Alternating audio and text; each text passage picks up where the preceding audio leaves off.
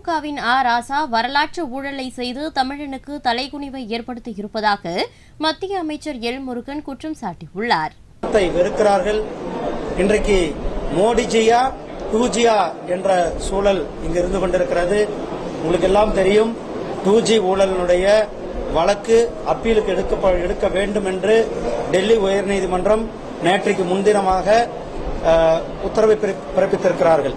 இந்த 2G வழக்கு என்ன?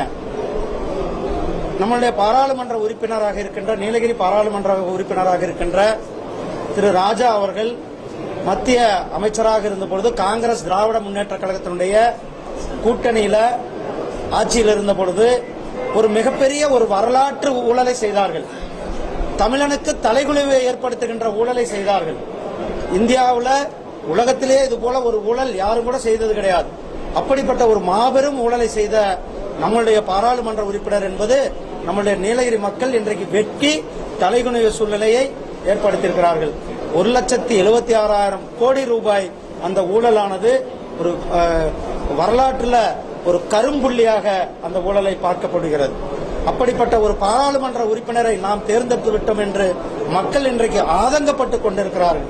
அந்த வழக்கினுடைய நேற்றைக்கு முந்தைய தினம் டெல்லி உயர்நீதிமன்றம் இந்த வழக்கை மேல்முறையீடுக்கு தகுதியான வழக்கு, சிபிஐ தாக்கல் செய்த வழக்கை மேல்முறையீடுக்கு எடுத்திருக்கிறார்கள் என்ற தகவலையும் உங்களிடத்தெல்லாம் சொல்லிக்கொண்டு, இன்றைக்கு களத்தில் பாரதிய ஜனதா கட்சி கடந்த 10 ஆண்டுகள் ஒரு நேர்மையான ஆட்சியை கொடுத்துக் கொண்டிருக்கிறது. 0% செய்திகளை உள்ளது உள்ளபடி தெரிந்து கொள்ள ரெஃப்ளெக்ட் நியூஸை சப்ஸ்கிரைப் பண்ணுங்க.